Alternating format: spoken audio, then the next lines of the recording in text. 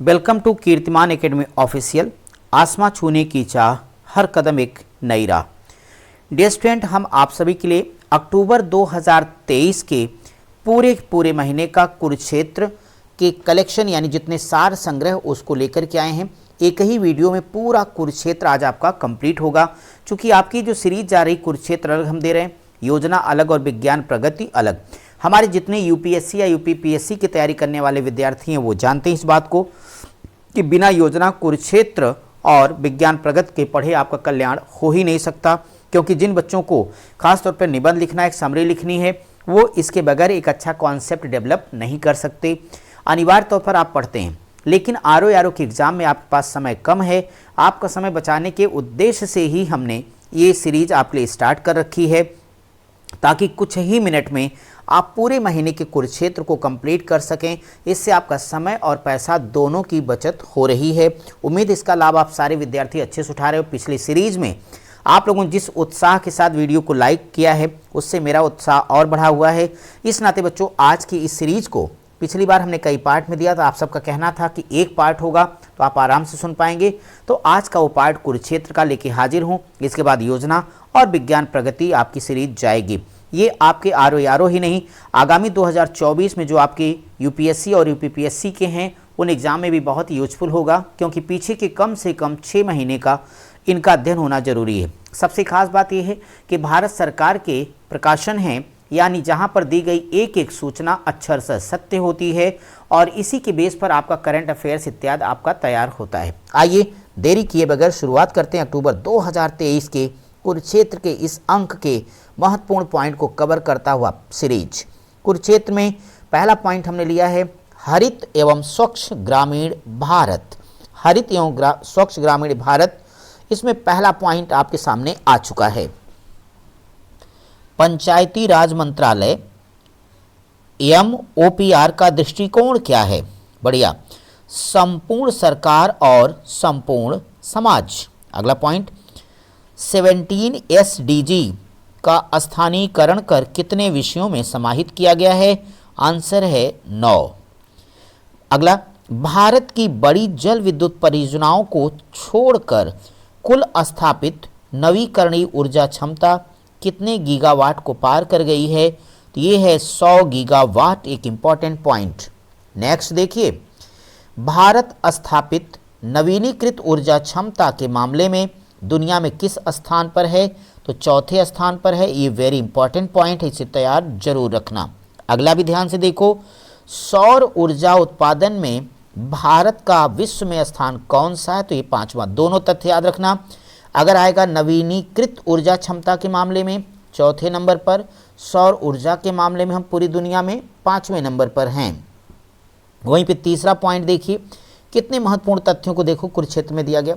पवन ऊर्जा क्षमता के मामले में हम कितने नंबर पर हैं? तो चौथे नंबर पर। तीनों पॉइंट को आपको तैयार रखना होगा। अगला, पंचायती राज मंत्रालय स्वच्छ और हरित गांव थीम के तहत गांव में कौन सा प्रयास कर रहा है? तो यहाँ पर प्रयास हो रहा है प्राकृतिक संसाधन प्रबंधन का, जैव विविधता संरक्षण, अपशिष्ट प्रबंधन, वनीकरण गतिविधियों, जल संसाधनों और भूमि संसाधन का प्रबंधन। वर्तमान में कितने प्रतिशत गांव? अभी देखो ये पॉइंट बहुत इंपॉर्टेंट, कभी भी आपके एग्जाम में आ सकता है। वर्तमान में कितने प्रतिशत गांव ODF प्लस हैं? तो आंसर करिए 52%। मिशन लाइफ LIFE कब लॉन्च किया गया? तो COP26 COP26। लाइफ मिशन का उद्देश्य क्या? आप देखिए मैगजीन कितनी बेहतर एक एक पॉइंट को कवर करती है। मिशन यानी लाइफ का उद्देश्य क्या है? कहते हैं उपयोग और निपटान मॉडल को चक्रीय अर्थव्यवस्था में बदलना और सामाजिक नेटवर्क के माध्यम से प्रो प्लैनेट पीपुल को शामिल करना।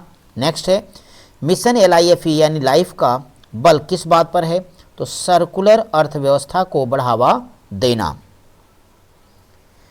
भारत का कौन सा पंचायत कार्बन तटस्थता की अवधारणा के कारण मॉडल पंचायत बन गया है? भाई इसे जरूर तैयार रखिएगा, इंपॉर्टेंट है मॉडल पंचायत को। ये है मनानगढ़ी ग्राम पंचायत केरल। अगला है पुनरुत्थानित राष्ट्रीय ग्राम स्वराज अभियान का उद्देश्य क्या है? ये है ग्रामीण स्थानीय शासन।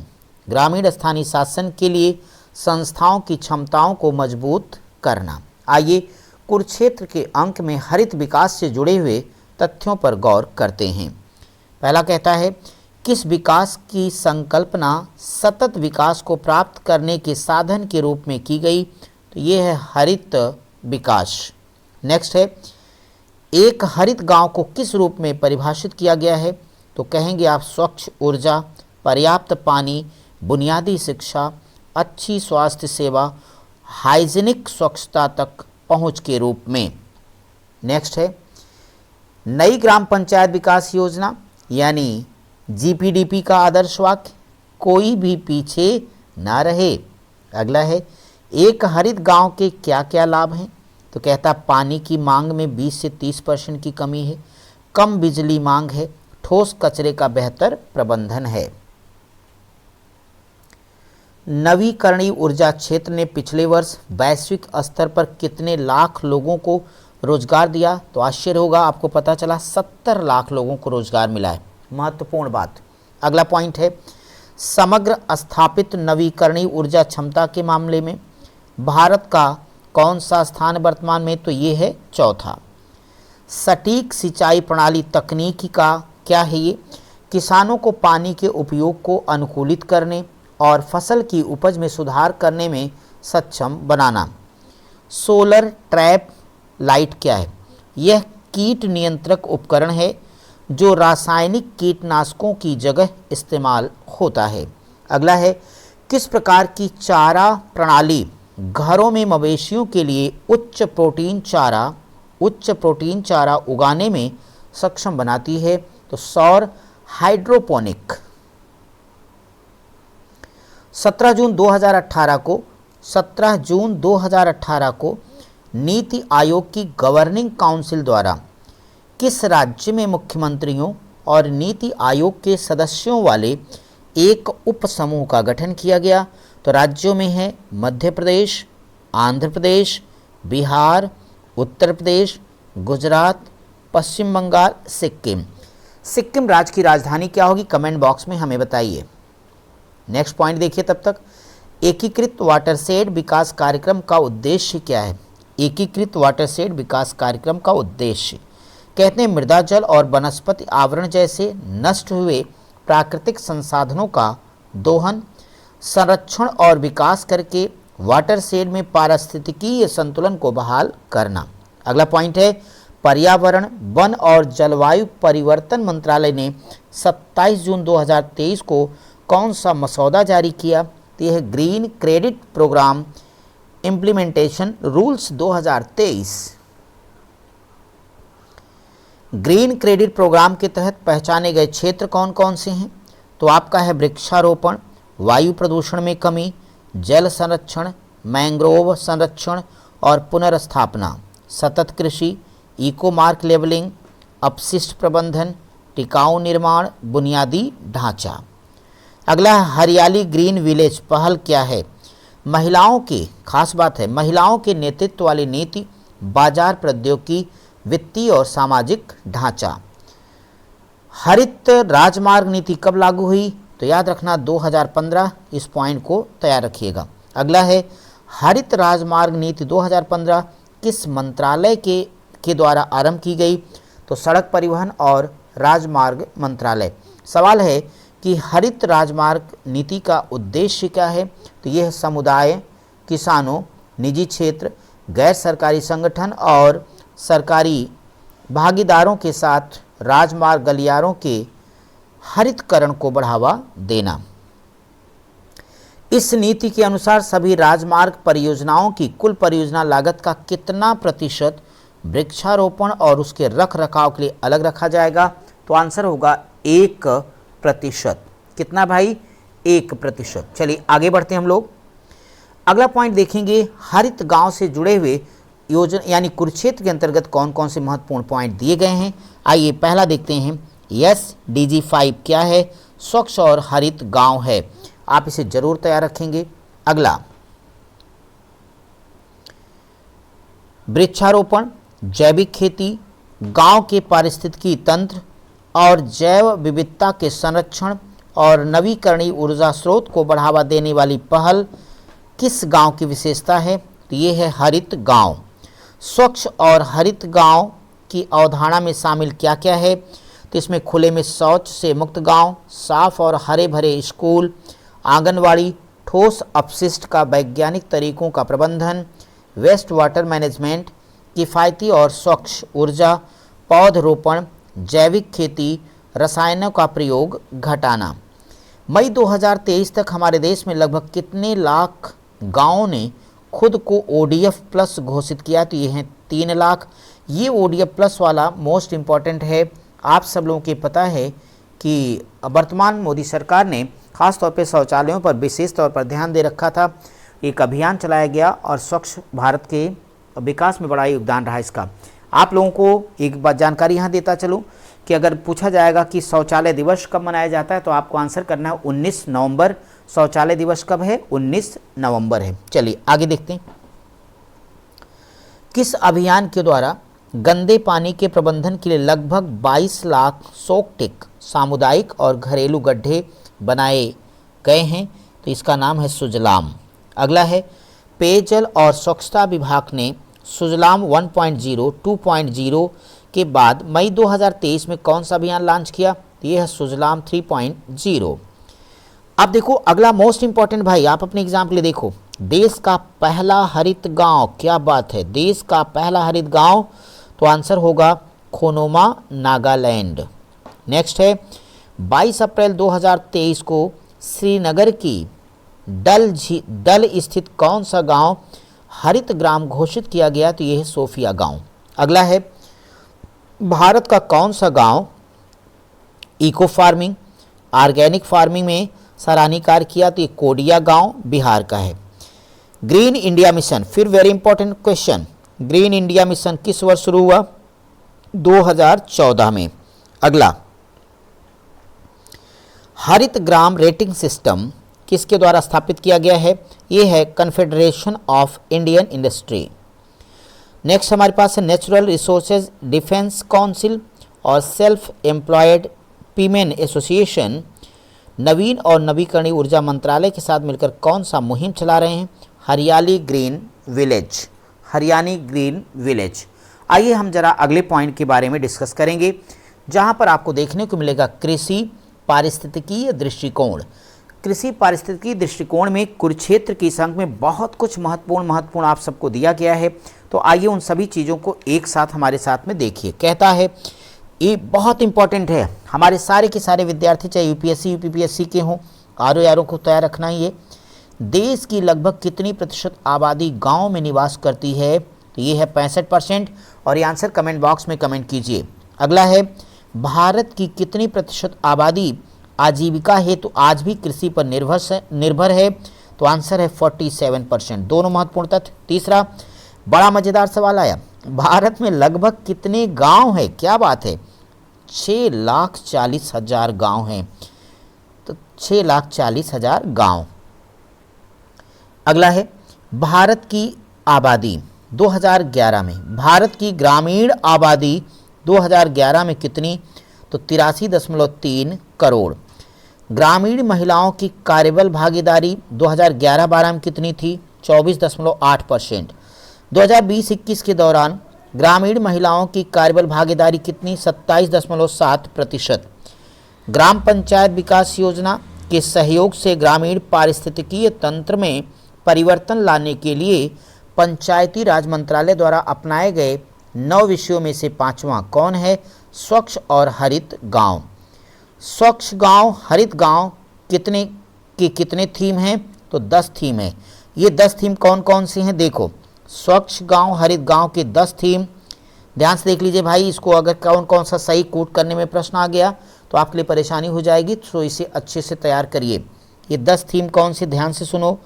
खुले में शौच मुक्त गांव, स्वच्छ और हरित स्कूल, स्वच्छ और हरित आंगनवाड़ी, ठोस अपशिष्ट का वैज्ञानिक प्रबंधन, अपशिष्ट जल प्रबंधन, वहनीय और स्वच्छ ऊर्जा, हरियाली विकास, जैविक खेती को बढ़ावा, स्वच्छ और हरित जीवन का उत्सव मनाना, स्थानीय समिति को मजबूत करना और व्यापक भागीदारी को बढ़ाना। कृषि पारिस्थितिकी दृष्टिकोण किस व्यवहार को बढ़ावा देता है? तो आंसर होगा यह पौधों, जानवरों, मनुष्यों और पर्यावरण के बीच परस्पर अनुकूलन व्यवहार को बढ़ावा देता है। नेक्स्ट है, कृषि पारिस्थितिकी कार्यों में कौन सी प्रक्रियाएं शामिल हैं? तो कहोगे पोषण चक्रण, जैविक नाइट्रोजन स्थिरीकरण, मिट्टी की संरचना और गुणवत्ता में सुधार, जल संरक्षण, जैव विविधता संरक्षण, कार्बन पृथक्करण, जैविक कीट नियंत्रण, विविधीकरण, मिश्रित खेती, अंतर फसल अपशिष्ट प्रबंधन। अगला है, भारत सरकार द्वारा 2015-16 में जैविक खेती को बढ़ावा देने के उद्देश्य से किस योजना को लागू किया गया? तो एक इम्पॉर्टेंट पॉइंट तैयार रखना, कहता है परंपरागत कृषि विकास योजना PKVY और पूर्वोत्तर क्षेत्र के लिए मिशन जैविक मूल्य श्रृंखला विकास। नेक्स्ट, 2015-16 के PKVY के माध्यम से कितने भूमि को जैविक खेती में परिवर्तित कर दिया गया? तो 11.85 लाख हेक्टेयर। पेट्रोलियम और प्राकृतिक गैस मंत्रालय द्वारा अक्टूबर 2018 में किफ़ायती परिवहन हेतु कौन सी पहल शुरू की गई? तो इस पहल का नाम है सतत विकल्प पहल। नेक्स्ट, PM प्रमाण कार्यक्रम का आरंभ कब हुआ? तो जून 2023 में। नेक्स्ट है, PM प्रमाण कार्यक्रम किस मंत्रालय के द्वारा शुरू किया गया है? तो PM प्रणाम रसायन और उर्वरक मंत्रालय। आगे है, PM प्रणाम कार्यक्रम का उद्देश्य क्या है? उद्देश्य की बात करता हूँ तो कहता है इसका जो उद्देश्य है उर्वरकों के सतत और संतुलित उपयोग को बढ़ावा देना तथा वैकल्पिक उर्वरकों को अपनाने, जैविक खेती को बढ़ावा देना तथा संसाधन संरक्षण प्रौद्योगिकी लागू कर धरती माँ को स्वस्थ करना। अब आइए जरा स्वच्छ जल से जुड़े हुए कुछ महत्वपूर्ण बिंदुओं को देखेंगे। विश्व स्वास्थ्य संगठन की रिपोर्ट के अनुसार पानी, स्वच्छता और साफ सफाई तक पहुंच में सुधार से प्रतिवर्ष कितने लोगों की जान बचाई जा सकती है? 1.4 मिलियन। अब यहीं पे ये मोस्ट इम्पॉर्टेंट पॉइंट, इसके पहले भी कई बार पूछा जा चुका है, फिर से इम्पॉर्टेंट आ गया। आप लोगों को क्या कहा जा रहा है? स्वच्छ भारत मिशन कब आरंभ हुआ? तो 2 अक्टूबर 2014 को। देख रहे हैं कुरुक्षेत्र कितनी शानदार है। आगे कहता है स्वच्छ भारत का लक्ष्य हासिल करने के लिए क्या समय निर्धारित किया गया था? तो 2 अक्टूबर 2019। अब हम देखेंगे अपना अगला पॉइंट, जल जीवन मिशन। ये भी इंपॉर्टेंट है। जल जीवन मिशन JJM का आरंभ कब हुआ? 15 अगस्त 2019। तैयार रखना इसको। JJM के तहत किस वर्ष तक सभी ग्रामीण घरों, स्कूलों, आंगनवाड़ियों और सार्वजनिक स्वास्थ्य केंद्रों पर चालू नल कलेक्शन के द्वारा जल आपूर्ति का लक्ष्य रखा गया? 2024। अगला महत्वपूर्ण है, जल शक्ति अभियान कैच द रेन किस दिन लॉन्च किया गया? तो भाई विश्व जल दिवस के दिन लॉन्च किया गया। चलिए अगला है, catch the rain where it falls when it falls अभियान में किन 5 विषयों पर फोकस किया गया?